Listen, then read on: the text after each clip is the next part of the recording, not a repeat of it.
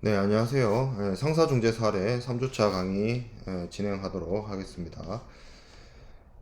지난 시간에 우리가 클레임에 대해서 어느 정도 배웠는데, 클레임을 이제 제기를 하죠. 상대방이 이제 문제가 있는 경우에 이제 클레임을 상대방에게 제기하게 되는데, 반대로 클레임을 받는 사람 입장에 한번 대봅시다. 어떻게 대응을 해야 될지, 클레임을 받는 사람. 클레임을 일단 수령하는 겁니다. 받는 거죠. 그래서 이제 리시프트 하는 건데, 이것이 수령이란 의미입니다. 이것은 단순하게 그 상대방의 의사 전달을 받는다, 접수한다, 그런 의미이지, 상대방의 의견이나 상대방의 입장에 내가 동의하거나 그것에 대해서 승인을 한다거나 무조건적인 승낙을 한다는 것을 의미하진 않습니다. 클레임을 수령한다는 거. 그래서 만약에 무조건적으로 상대방의 의견이나 견해에 대해서 동의를 해준다는 것 자체가 내 잘못을 시인하는 것이 되어버리기 때문에 그걸 의미하는 것이 아니라, 클레임을 수령한다는 말은 문자 그대로 상대방이 그러한 클레임을 제기한 것에 대해서 내가 네 의견을 알겠고, 그것이 발생한 것에 대해서 유감이고, 그것의 원인에 대해서 한번 검토를 해볼 것이고, 그것이 나의 뭐 문제일 수도 있고, 아니면 다른 어떤 운송인이나 다른 제3자의 문제도 있을 수 있기 때문에, 그런 네가 말한 그러한 문제에 대해서 한번 검토해보고 조사해보겠다 라는 취지 정도로 이 무역 클레임에 대한 수령 받았다, 너의 의견 제시, 너의 불만 사항을 내가 접수했다 라는 것을 통지하는 것이 필요합니다. 그래서 뭐 클레임 자체의 내용이 매우 경미하거나 사소한 일이라면 뭐 분쟁 절차까지 갈 필요도 없고, 거기다가 그냥 대고 내가 뭐 문제 해결해 줄게, 그거 뭐 대체해 줄게, 뭐 이런 식으로 직접 해결책을 제안하는 것도 가능합니다. 여기서 이 수준에서 해결이 이루어진다면 소위 말하는 무역 분쟁이 발생하지 않게 되겠죠. 그래서 상대방의 의견이 왔을 때 내가 그걸 수용을 하는 것이고, 동의하는 건 아니지만 너의 문제 제기에 대해서 내가 한번 알아보겠다 정도의 취지는 보내야 된다라는 것이죠. 자, 상대방이 제기한 클레임이 정당한지를 좀 검토해 볼 필요가 있어요. 상대방의 클레임 제기가, 문제 제기가 정당하다면 그것에 대해서 당연히 세부적인 내용을 검토하거나 조사하거나 알아볼 필요성이 있겠죠. 그래서 여기 강의 자료에 나와 있는 이러한 어떤 기준에 부합하게 된다면 그 클레임을 일단 정당성이 있다 이렇게 보고 문제를 살펴봐야 되겠죠. 무엇이 문제를 일으켰는지. 그래서 계약 조건이 제대로 갖추어지지 않았는지, 아니면 이것이 준비된 물품이 인도되고 나서 상대방이 제때 적기에 어떤 클레임을 제기한 것인지, 공인된 검사기관에 제대로 된 어떤 조사나 검사가 이루어지고 그것이 합리적인 기간 안에 이루어졌는지, 그리고 상대방이 물품에 하자가 있다라고 하는데 그 하자를 입증하는 서류들이 객관적으로 첨부되었는지, 아니면 뭐 주장하고 있는 하자의 정도가 보통 이 업계나 산업에서는 통상적으로 수용되는 정도인지 아닌지, 그리고 이러한 하자를 문제 삼으면서 제시한 구제 방안이 합리적이고 실행 가능한 정도인지, 그리고 손해배상을 청구하고 있는데 그 손해배상의 정도가 타당한지, 그리고 상대방이 주장하는 클레임에 대한 내용들이 원래대로라고 한다면 불가항력적인 사유에 의해서 발생을 해서 당사자들이 면책되고 나는 책임을 지지 않는 그러한 내용인 것인지 등등을 충분히 검토를 하고 해서 그 검토 내용을 바탕으로 상대방의 클레임이 정당하구나, 충분히 제기할 만했네, 이런 것들을 판단해야 될 겁니다.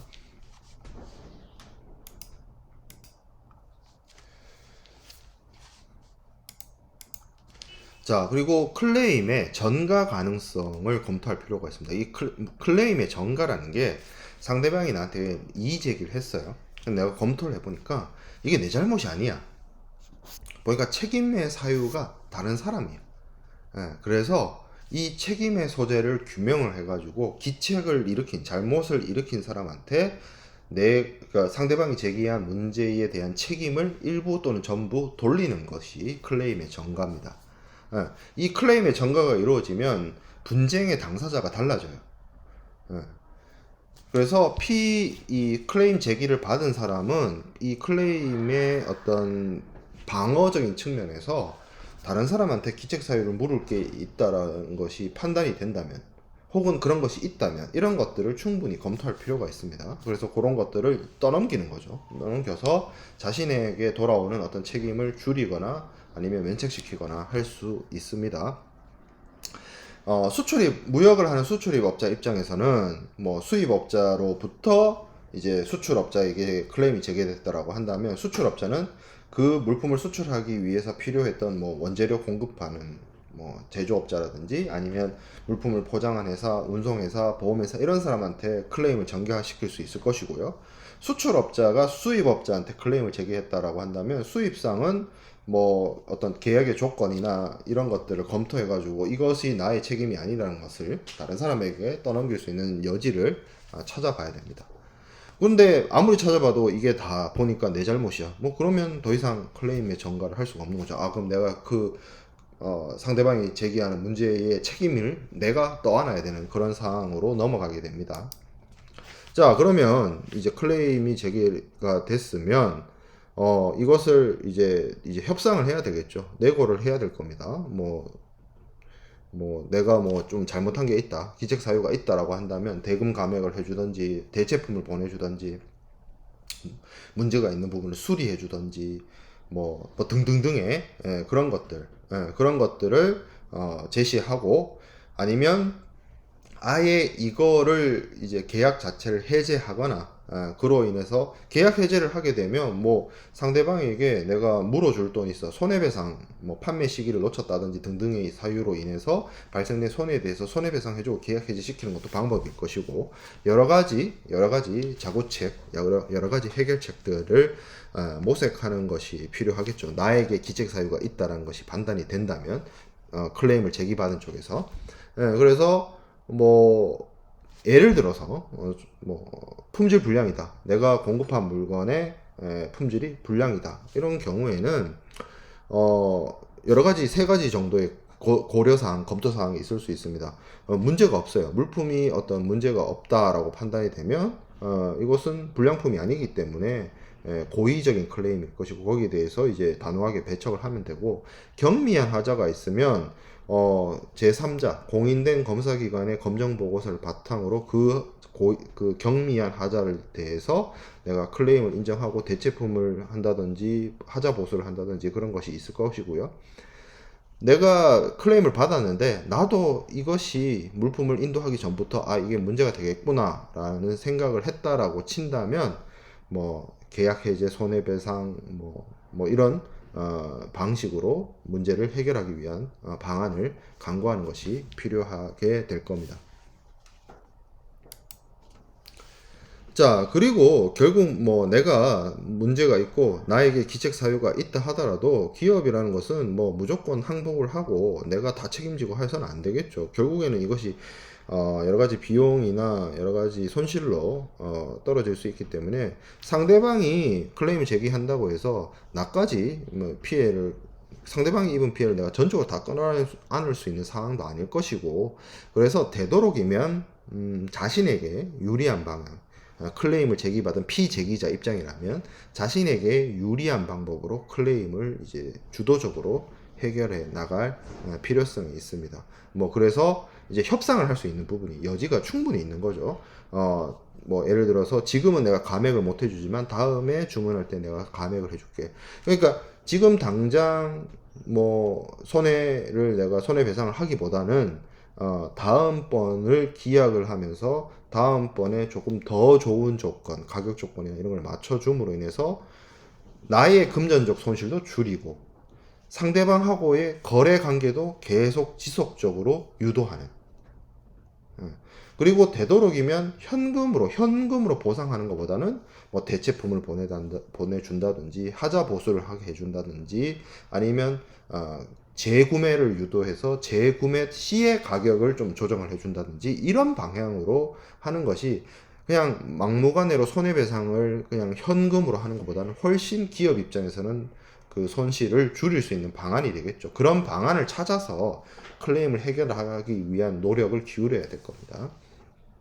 그렇다 해서 마켓 클레임까지 고의적인 클레임까지도 내가 다 수용하고 내가 다 받아들여야 된다. 그건 아니겠죠. 예, 그런 마켓 클레임 같은 것들이 있다면 뭐 당장의 거래 관계 뭐 아니면 거래의 지속 이런 것만 판단할 것이 아니라 장기적인 관점에 있어서도 그런 것들은 정당하게 배척을 하고 법적인 절차를 이용하는 것이 바람직하겠습니다.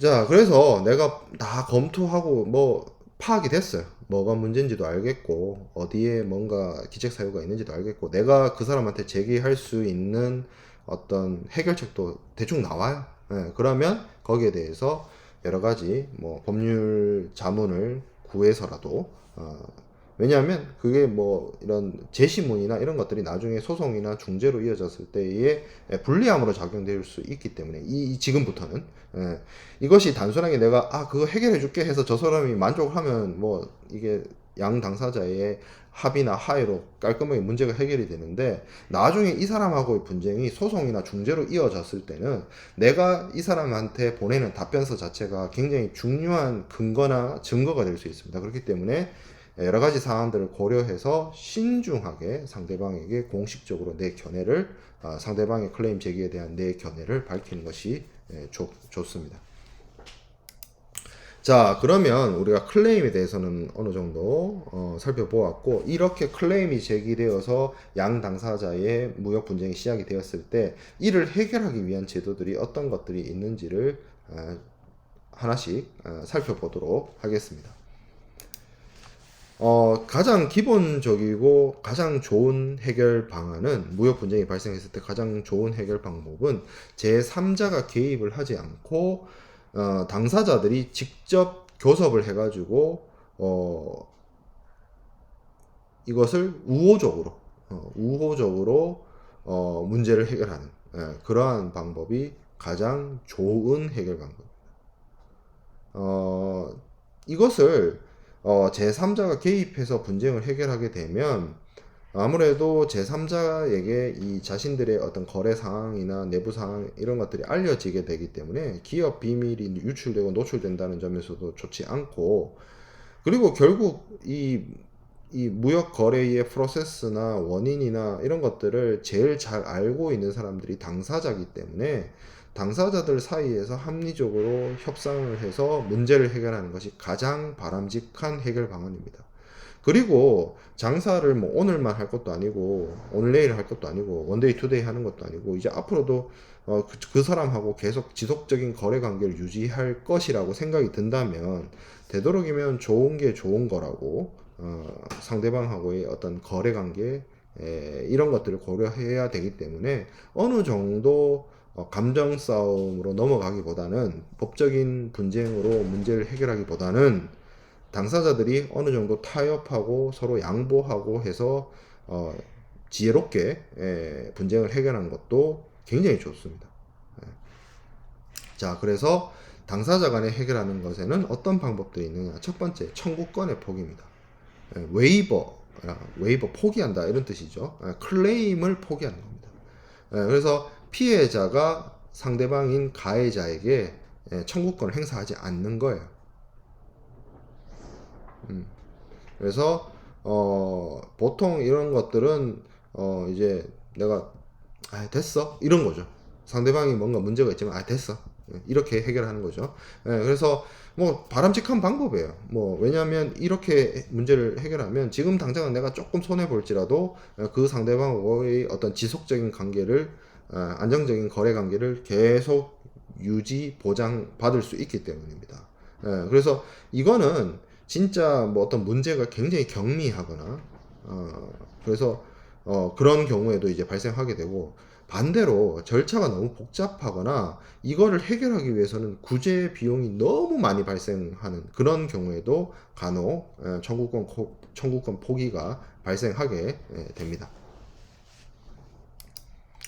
자, 그리고 양 당사자 사이에서 해결을 하는 방안 중에 또 다른 방안은 하해가 있습니다. 하해하는 거예요. 양 당사자가 손잡고 하해하는 겁니다.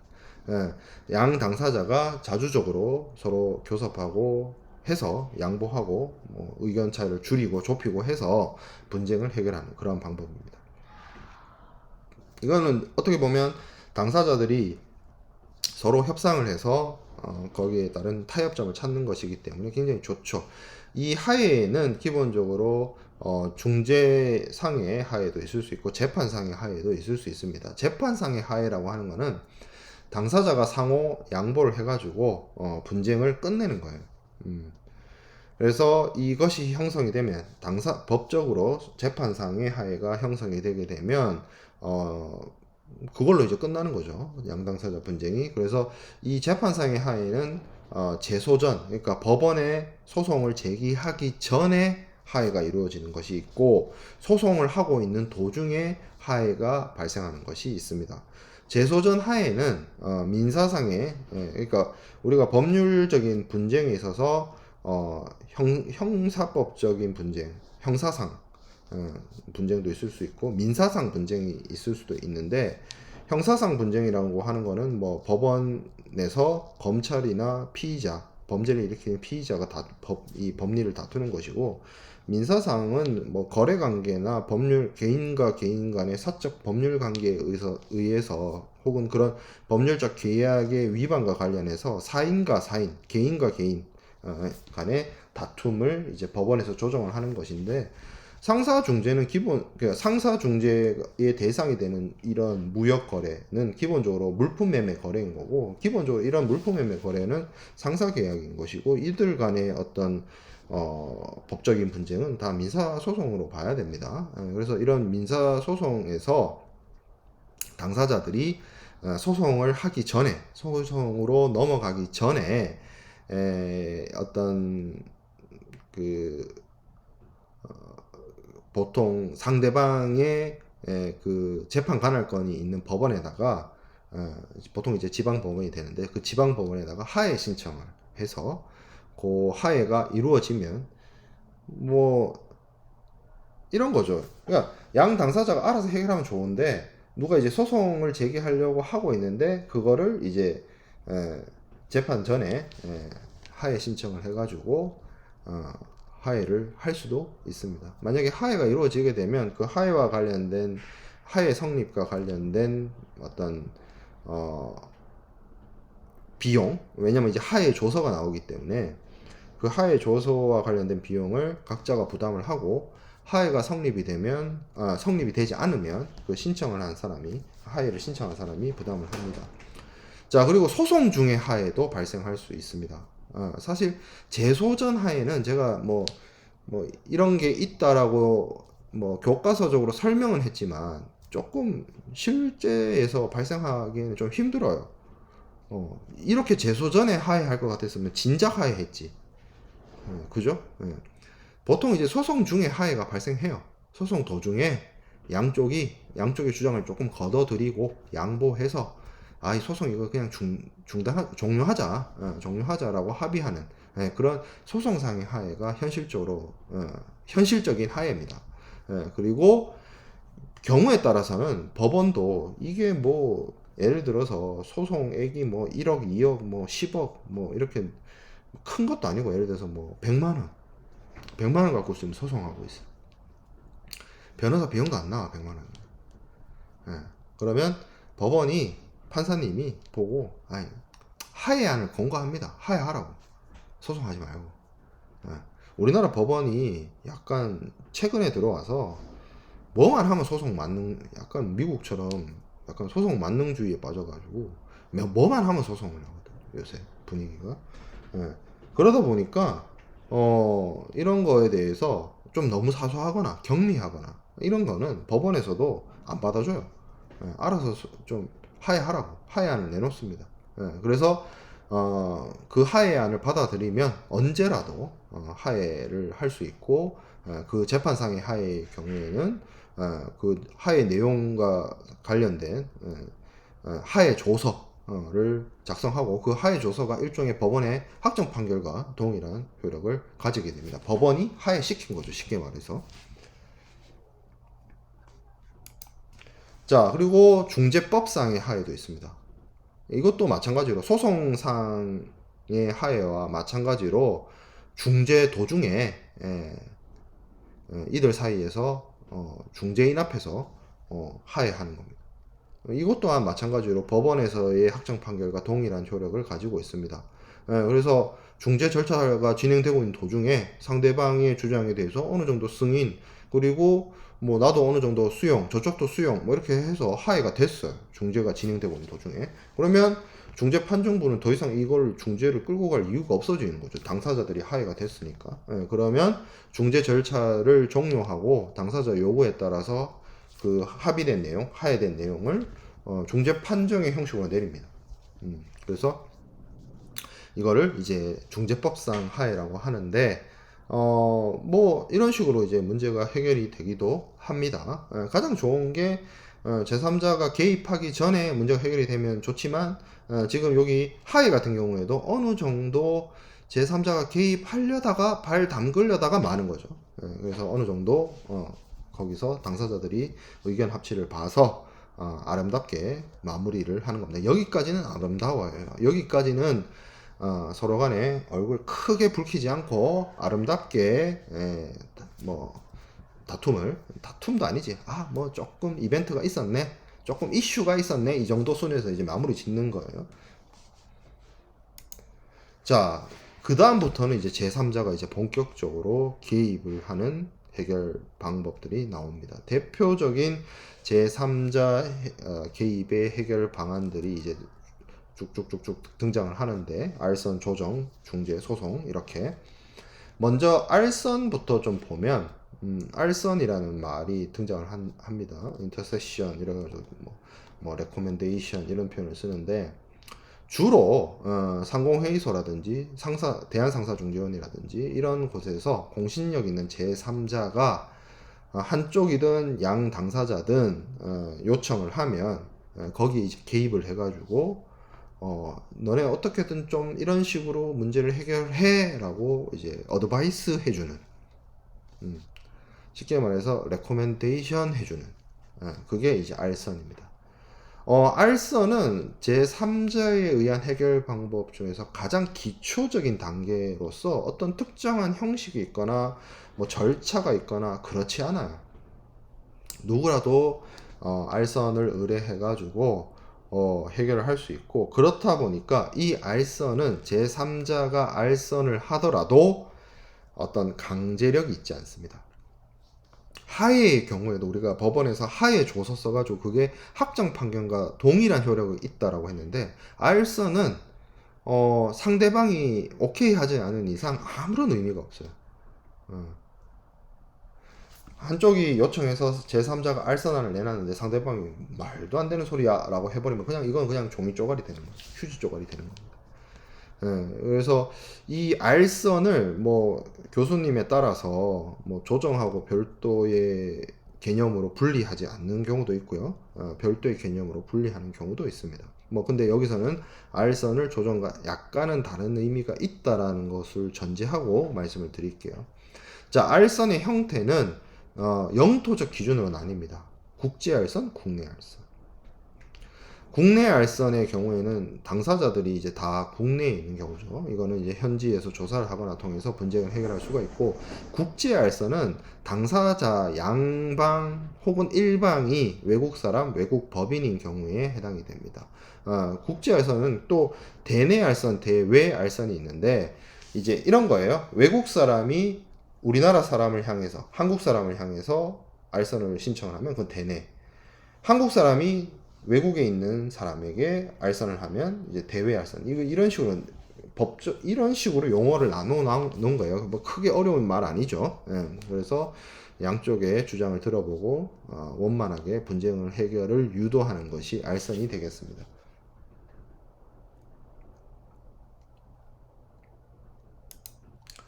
자, 알선의 절차를 보면 일단 당사자 한 명이 이제 알선을 요청을 하는 거죠. 그래서 여기서 1번 동그라미 나와 있는 것처럼 제기자가 대한상사중재원의 알선 절차입니다. 알선 요청을 하게 되면 거기에 대해서 피제기자의 의견을 한번 들어봅니다. 답변을 요청을 하고 그럼 피제기자가 뭐 오케이 할지 안 할지 뭐 이런 걸 하겠죠. 그래서 당사자들이 이 사안에 대해서 뭐 모여서 이행을 할 수도 있고 그러면 뭐 이야기가 잘 원만하게 되면 거기에 따라서 타협이 돼 가지고 이 알선으로 문제를 최종적으로 해결하는 그런 방식으로 진행되는 것이 알선입니다.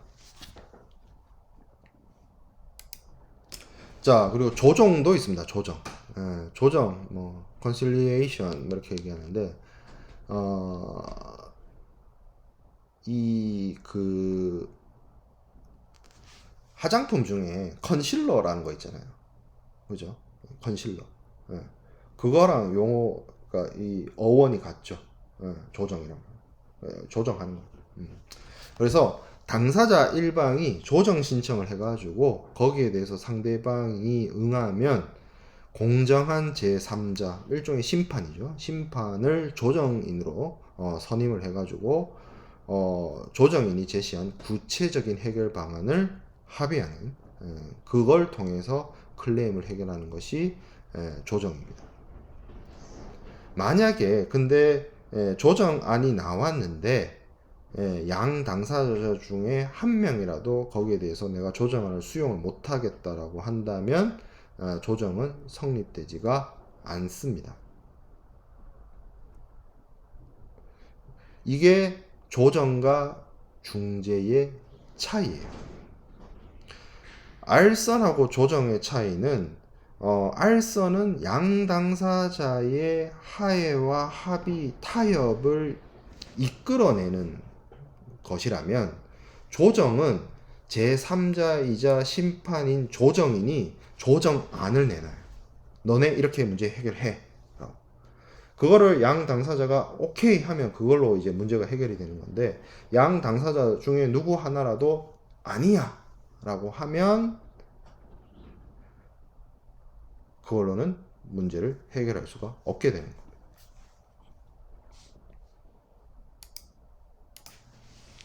보통 이 조정인은 해당 분야의 경험 많은 전문가를 심판이니까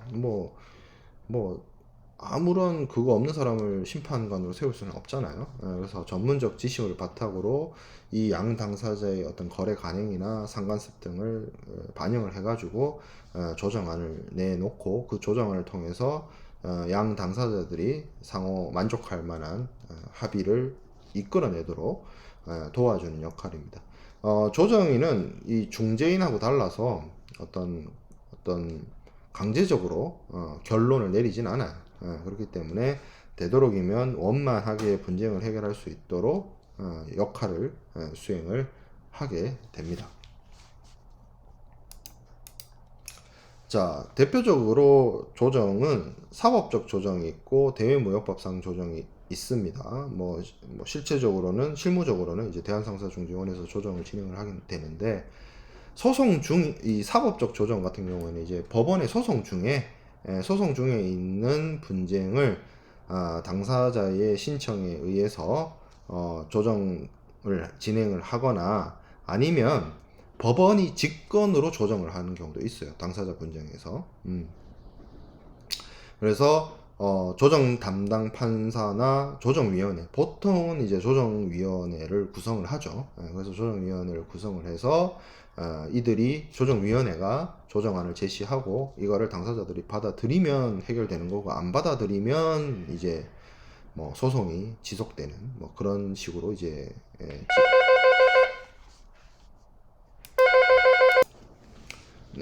중간에 잠깐 전화가 와서 끊었습니다. 쌍방 중에 일방이라도 조정안을 수용을 안 하면 이거는 이제 끝나요. 그래서 다시 소송으로 가는 거고 만약에 이제 조정안이 성립이 되면 제가 앞에서 하회의 경우에 하회 조서를 작성한다 했죠. 여기서도 조정 조서를 작성합니다. 조정으로 양 당사자가 분쟁을 해결했다라는 내용이 담기겠죠. 예, 그리고 그 조정 조서의 내용으로 재판상의 하회와 동일하게 최종적인 효력을 가지게 됩니다. 이 조정은 중재처럼 그 비공개가 원칙입니다. 뭐 공개되지 않아요. 예. 중재는 이제 비공개가 원칙이고 소송은 공판이 원칙인데 이 조정의 경우에는 비공개로 진행이 되고 뭐 조정의 경우에는 사실 이게 실무적으로는 당사자들이 조정으로 잘 처음부터 조정으로 문제를 해결하거나 뭐 조정으로 분쟁 해결을 시도하거나 그런다기보다는 법원에 갔는데 법원에서 직권 조정을 하는 경우가 많이 있습니다. 예, 뭐 이것도 이제 알선하고 좀 비슷한데 뭐 너무 규모가 작거나 뭐 이러면 그냥 이거를 뭐 3심까지 가기보다는 1심 지방법원에서 판사의 직권으로 이 정도 분쟁은 조정으로 해결하세요. 뭐 이렇게 하는 그런 직권 조정이 실질적으로 더 많이 있습니다. 자, 그리고 대무역법상의 조정이 있는데 이건 대무역법의 내용입니다. 대무역법에 이러한 분쟁이 있으면 이를 조정으로 해결하라라는 법 내용이 있어요. 그게 뭐냐면 어떤 국제 조약이나 국제 법규와 관련해서 의무 이행을 하는 경우에 어떤 물품의 수출입이나 이런 것들이 공정 경쟁을 해치고 뭐 상품 어떤 시장을 교란하고 이런 경우가 있을 때 무역 거래 당사자에게 산업통상자원부 장관이 가격이나 수량이나 이런 것들에 대해서 조정을 명할 수도 있고요. 아니면 무역 거래나 아니면 선적점 검사와 관련해서 분쟁이 발생했을 때 이 양 당사자들이 산업통상자원부 장관에게 조정으로 분쟁을 해결하겠다라고 신청을 하는 것이 대무역법상에 규정되어 있는 조정이 되겠습니다. 자, 그리고 중재법상에도 조정이 있어요. 그래서 이거는 중재가 진행이 되다가 상사 중재가 진행이 되다가 그 정재의 대상이 되는 분쟁의 전부 또는 일부를 조정으로 해결하겠다라고 합의를 해서 진행을 할 수도 있다라는 거죠. 이때 이렇게 하면 조정인을 중재인과 다른 사람으로 선임하도록 조정 규칙엔 되어 있어요. 그래서 조정으로 합의를 해서 만약에 중재가 상사 중재를 하고 있는 도중에 조정으로 분쟁을 해결하겠다라고 합의를 하게 되면 중재 절차는 종료된다기보다는 이제 중지죠. 중지. 종료는 완전히 끝나는 걸 말하는 거고 중지는 스탑. 잠깐 세우는 걸. 세우고 이제 조정으로 분쟁을 해결하고 조정으로 만약에 조정으로 양 당사자의 분쟁이 최종적으로 해결이 된다면 뭐 조정 조서 작성하고 그걸로 이제 중재인의 최종 판정과 같은 어떤 효력을 발휘시키는데 만약에 중재를 시작을 해서 진행을 하다가 잠깐 세우고 조정으로 넘어갔다가 이 조정에서 해결이 안 돼요. 진행이 안 되거나 해결이 안 돼요. 그러면 다시 중재 절차가 시작이 되는 그게 이제 중재법상의 조정입니다. 사실 이렇게는 잘 해결 안 되는 걸로 알고 있어요. 중재가 시작되면 보통 중재로 끝을 보죠. 소송의 경우에는 너무 경미하거나 한 경우에 법원의 직권 판단으로 직권 조정을 하는 경우가 있습니다만 중재는 어차피 뭐 중재로 해결하나 조정으로 해결하나 뭐 제3자인 조정인이든 중재인이든 이런 사람들의 개입으로 분쟁을 해결하는 것이기 때문에 소송과 다른 대체적 분쟁 해결이기 때문에 뭐 잘 이루어진다. 저는 이거 들어본 적은 없는 것 같아요. 뭐 규정상은 있다. 규정은 있죠. 근데 실질적으로는 잘 이루어지기 어려운 측면이 있고 뭐 중재법에 조정에 대해서 언급이 있기 때문에 뭐 시작되는 날로부터 뭐 조정 요청이 있으면 이것을 뭐 조정에 회부할 수 있고 그리고 조정인을 선정하고 해야 된다 이런 것이고 실제로 조정이 잘 이루어지지 않기 때문에 조정인 선정일로부터 30일이 지나도록 뭔가 조정이 성립되지 않으면 다시 중재로 해결한다. 이런 문구도 법에 들어가 있습니다. 자, 그리고 대한상사중재원에서 이제 조정을 하는데, 보통 앞서 이 대한상사중재원이 중재 도중에 생겨나는 중재 중 조정을 하는 것이 아니고, 대한상사중재원에서 하는 조정은 거의 대부분이 앞서 우리가 살펴봤던 대무역법상의 조정을 대한상사중재원이 이것을 권한을 위탁받아서 무역 분쟁과 관련된 조정을 대한상사중재원에서 담당하고 있습니다. 대한상사중재원은 한국의 가장 대표적인 분쟁 해결 기구죠. 상사중재를 진행하는 기구이고, 앞으로 우리가 중재에 대해서 계속 공부를 하게 되면 대한상사중재원에 대한 이야기는 계속 나올 겁니다. 이게 이제 일종의 공기업이자 국가기관, 준공기업, 공공기관이라고 볼 수 있어요. 사기업은 아니고. 그렇다고 완전히 국가기구, 여기 있는 사람들이 공무원이냐? 공무원 아니에요. 국가기관도 아니고, 그렇다고 사기업도 아닌 어느 그 중간쯤에 있는 기구인데, 여기에서 한국의 가장 대표적인 중재 기관으로서 역할을 수행을 하고 있습니다. 그래서 앞서 제가 살펴봤던 무역 거래와 관련된 분쟁이라든지 아니면 선적전 검사와 관련된 분쟁이 발생했을 때 대한상사중재원에서 조정위원회를 구성을 해가지고 거기서 조정안을 제시하도록 하고 있습니다. 그리고 요거는 좀 특이한 건데, 부품 소재 전문 기업 육성에 관한 특별조치법 이런 게 있어요. 그래서 이 부품 소재와 관련해서 신뢰성 인증을 받은 기업의 제품이 뭔가 하자가 있거나 문제가 생긴 경우에 이들 간의 어떤 이해 당사자 간의 어떤 분쟁을 해결하기 위한 조정도 대한상사중재원이 권한을 위임 위탁받아서 진행을 하고 있습니다. 자, 그래서 조정까지 살펴봤고 수업을 약간 끊어서 이어서 나가도록 하겠습니다.